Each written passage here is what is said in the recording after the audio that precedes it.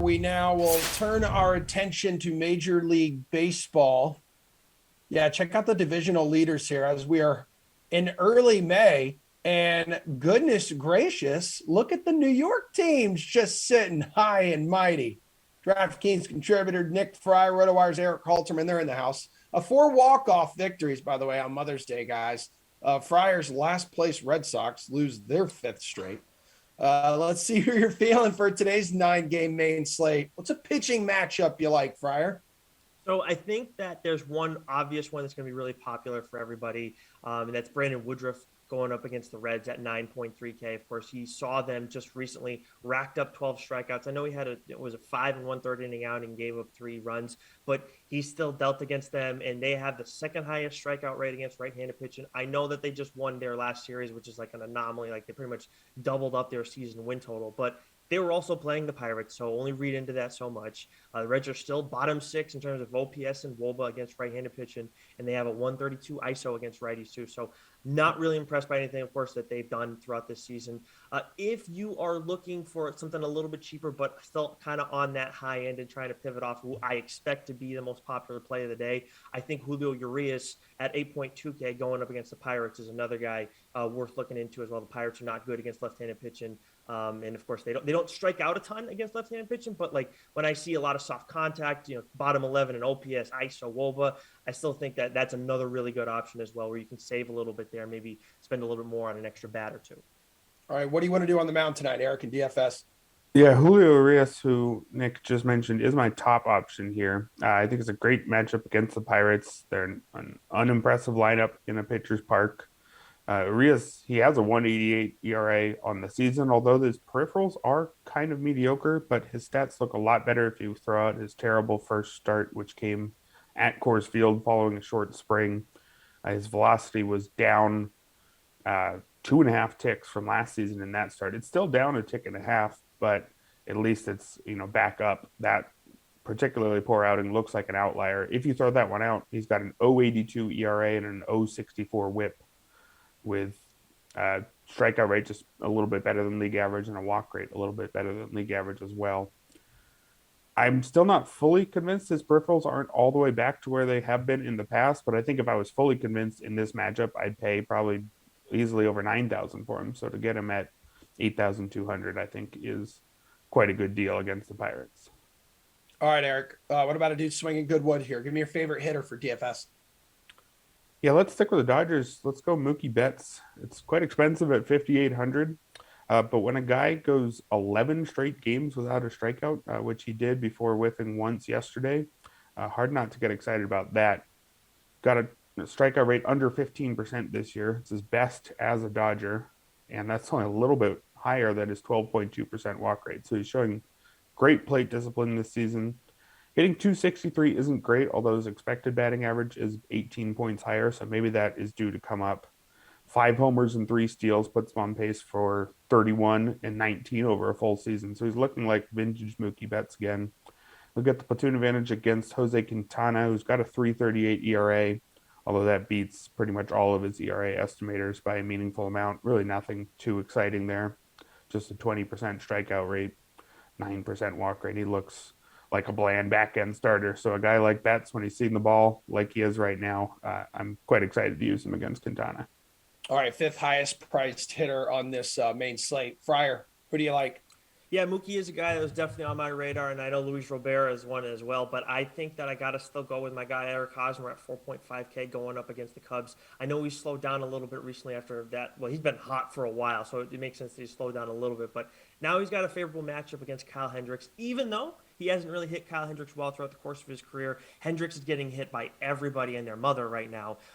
10 earned runs over his last 10 innings, 14 hits, 5 home runs all during that stretch. Absolutely absurd. He gives up quite a bit of hard contact to left-handed hitters, and Hosmer has a 408 WOBA and a 190 ISO against right-handed pitching. So I feel very comfortable backing this guy tonight. I think there are definitely a few options in this lineup tonight to back against Hendricks. All right, what about value? Who are you looking at in the value department, Nick? Yeah, I think Dalton Varsho is the guy that I got to go with at 3.8K going up against the Marlins. Of course, he gives you he gives you outfield and catcher eligibility. 381 WOBA against right-handed pitching this season. 3 doubles, 6 home runs, and one of those home runs came very recently against the guy who was throwing for the Marlins tonight, Alicia Hernandez. He's given up 7 home runs and 18 earned runs in 5 outings this season. 5 of those home runs by left-handed hitters, and they have a 423 WOBA against Hernandez too. So I think Varso is a great way to target this guy tonight. Easy E, where are you going? Let's go with Alec Bowman at 3,400. He's still kind of priced like he is last year's version of himself, which was very disappointing in sophomore season for him, following a very encouraging rookie season. He started this year playing irregularly and hitting down in the lineup because of that poor season, but he's moved up to a top 2 spot in the order in his last 5 games. He's looking like a guy who was taken 3rd overall in the 2018 draft, 6 spots ahead of Kyler Murray for whatever that's worth. So maybe he could be a pretty decent quarterback as well. I'm not sure if that's how the transitive property works out in sports, but Bowman's caught his strikeout rate from 26.6% last season to just 15.7% this year, so dropping it nearly 11 points, raising his barrel rate also from a below average 6.6% to an above average 9%, hitting 312, and some of the expected stats say he could be hitting even better. So for this kind of price against a guy like Chris Flexen, who has a pretty good ERA, 3.10, but again, it's beating the peripherals, beating the ERA estimators by a lot, doesn't really strike guys out at all.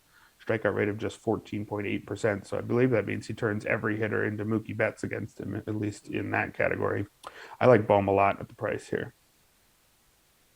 How about we make our way over to the DK Sportsbook, gentlemen? Favorite player prop on the board tonight, Erik? Yeah, I'd be interested in throwing some homer punts at some Marlins here against Eliezer Hernandez, who doesn't keep the ball on the ground well. I believe it's a ground ball rate of about 33%. Could go with Alec Thomas, the rookie, at plus 600 as a lefty. You get pretty good odds there. He should have some power. Or Dalton Varsho, who Nick mentioned, at plus 310. Really throwing yes, did I say punts at Marlins? Because I did mean punts at Diamondbacks with Hernandez pitching for the Marlins. I guess you could hope that the Marlins get homers off him too, although that's unlikely. I would really take a look at your few favorite Diamondbacks here. I think they have a pretty good shot against a guy who gives up contact in the air like Hernandez. All right, Nick. Yeah, so I mean, I'm trying to look at the Padres game, still off the books, but of course, Erik Hosmer is a guy I'm interested in tonight on his total basis prop. But I'm going to settle for Luis Robert right now, who is another guy I was looking at in terms of high price value guys and everything for DFS over 1.5 total bases. He's going up against Plesac right now, who he has very good career numbers against Plesac, 7 for 13 in his career with 3 doubles, and over his last 24 at bats, he has 12 hits, 2 home runs, and a double. Pretty good hard contact rate against right-handed pitching, even though in his BABIP right now pretty low. I would assume that we're going to see, or it indicates rather, that we're going to see some progression. And right-handed hitters are making solid contact against Plesac to start the season, so I got no problem backing Robert to at least get a double or maybe a couple singles tonight for us. Run line or money line targeting, Nick? Yeah, so I'm going to go back to that White Sox game again. I got the White Sox run line going up against the Guardians, although I do think it might be a little bit safer to go White Sox run line in the first 5 innings as well, just so that we keep it to the starters. You do have some guys in that lineup that hit the Guardians well. You got 2 good bullpens going in this game, though, too, so we don't know how long Kopech's going to go. He should go at least 5 innings, or at least 4 innings, I should say, because we've seen him go a little bit less than that. It seems like I don't know if it's pitch count or if it's hitter count with him. Him and Urias were kind of dealing with that. But Plesac, he did well against the White Sox a few weeks ago, but he struggled in his last 2 starts. And I know that the White Sox had a little bit of success against the Red Sox recently too. But yeah, I think that run line, I'm very comfortable with that too, but I don't blame anybody who wants to take the bullpen out of the game at any point. And I still think the White Sox run line in the first 5 innings is a good call too. Erik, what do you like? Run line or money line you're targeting? Yeah, the late night game between the Phillies and the Mariners looks very interesting. Phillies at plus 100. They've got Ranger Suarez on the mound versus Chris Flexen. In many ways, this year, these guys have been pretty similar, just not really striking anybody out. I already talked about Flexen striking out 14.8% of opposing batters. Suarez is just 14%. But Suarez showed us so much more last season. Flexen, again, actually had a decent ERA last year, but seemed like a little bit of smoke and mirrors. Maybe at this point we say that that's just who he is. He succeeds despite giving up tons of contact, but I'm still not convinced. Whereas Suarez last year had a strikeout rate over 25%. I think there's a potential for him looking more like that version at some point. And I'd give the edge to the Phillies offensively as well. Even if not everything's going at full cylinders for this team so far, I think there's a few more strong bats on that side. So when you get the slight advantage on both the offense and pitching side, I think plus 100 is a pretty good deal.